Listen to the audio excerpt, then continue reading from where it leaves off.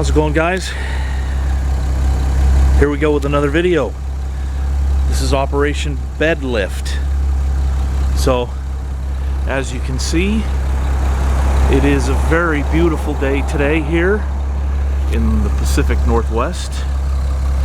I have my gantry crane in position. I got the old girl fired up and warming up. They're running. I'm gonna go inside. This is the beauty thing about a GM 270. Look at that oil pressure. 65 pounds per square inch when she's cold. Okay, so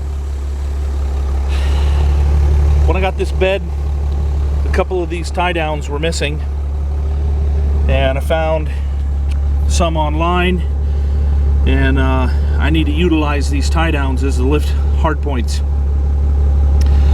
So the project today is install the fuel tank, and we're gonna get started.